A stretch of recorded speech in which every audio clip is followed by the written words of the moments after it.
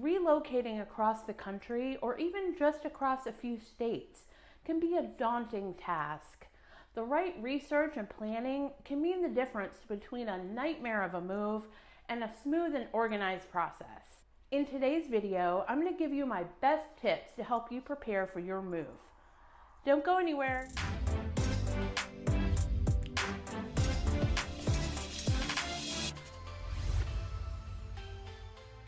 Hi everyone, welcome back to my channel. If you're new here, my name is Andrea Delancy. I've been a realtor in Northeast Florida for over 18 years and a resident here for over 30 years. I'm here to help you elevate your home and lifestyle. I started this channel as a resource for anyone who may be new to the area or thinking about relocating here. I post weekly videos on what it's like living in Northeast Florida, things to do, neighborhood tours, and updates on the local market. If you find any value here, please help my channel grow by liking and subscribing. Okay, let's get right to it. While the thought of moving to a new city and starting a new lifestyle may be super exciting, trying to work out all the logistics of making that long distance move is probably about as fun as a root canal. Am I right? There are a lot of factors to consider and a lot of moving parts that all have to come together to make it happen. And today I'm going to give you my top tips for making that process just a little bit easier.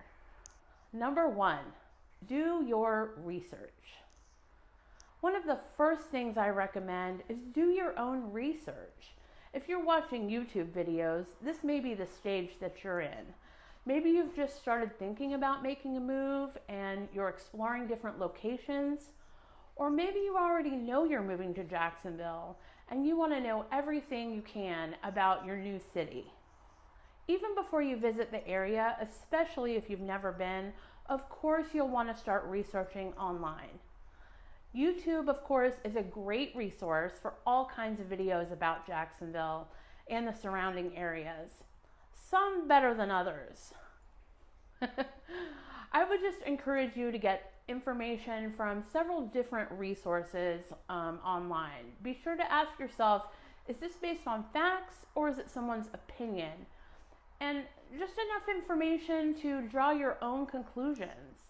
Another great way to get to know a new city or area of town, search related Facebook groups. The members are often residents of the area and can give you certain insights on all kinds of topics you may not find anywhere else. Some other topics you may want to research include school ratings and reviews, neighborhood crime rates, information on the city or county government, how's the access to health care, and what about employment opportunities? These are all factors to consider from the early stages.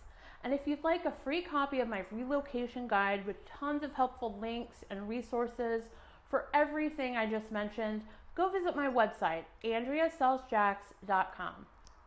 Number 2, connect with a local realtor. I know, you knew that was coming.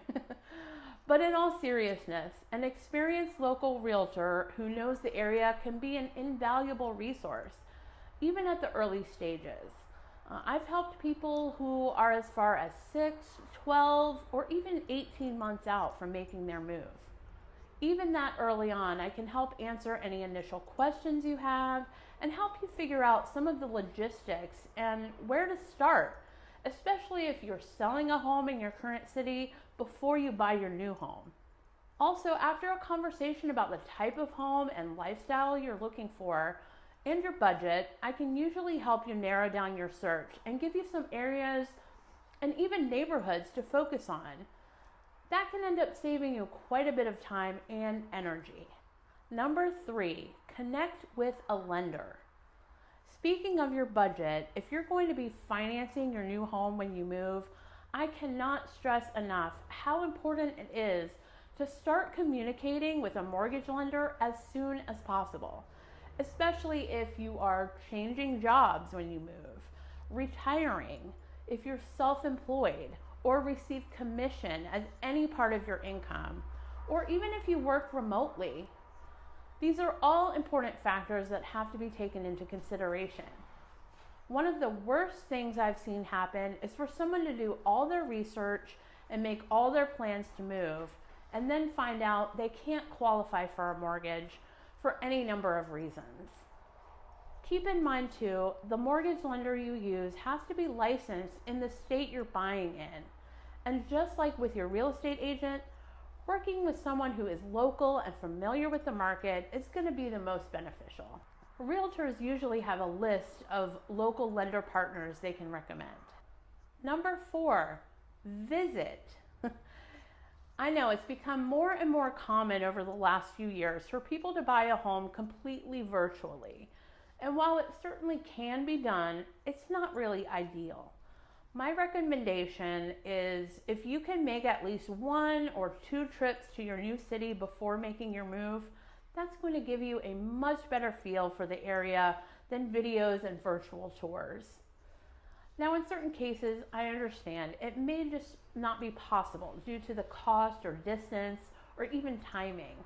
I've actually worked with clients who bought a home sight unseen, and it's worked out very well. But in my opinion, if it can be managed, it's always best if you can drive through a city or neighborhood yourself. Get a feel for the environment, be able to explore the surroundings, and walk through a home in person.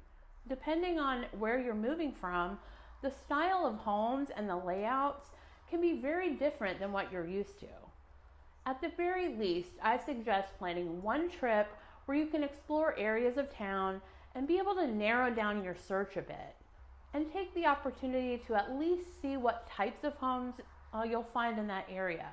Then if you have to make your final decisions through videos and virtual tours, at that point it's more about just finding the right home and floor plan, and you don't have to worry so much about not knowing the area.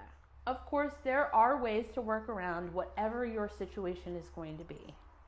Number 5, timing is everything. With so many moving parts in a long distance move, coordinating the timing of those parts is going to be one of the most important steps. I always say have a plan in place, and then have a backup plan, and a backup plan. The truth is, things don't always go exactly how they're supposed to with real estate transactions, especially if you're trying to coordinate selling a home in your current city and buying in a new city. Sometimes inspections reveal issues, contracts get canceled, timelines get pushed back, the mortgage process can hit some snags. It's just important to consider upfront all the things that could change throughout the process, and have an idea on how you'll handle it. That's really where working with experienced professionals can be your biggest advantage, because we've worked through just about every challenge there is. We can anticipate potential issues, and we can help you find solutions in the event something goes wrong. So that's it today, guys. I hope you found some of these tips helpful. If I can assist you at all with your move, feel free to reach out to me anytime. My contact info is always in the description. Thanks for watching. I'll see you next time.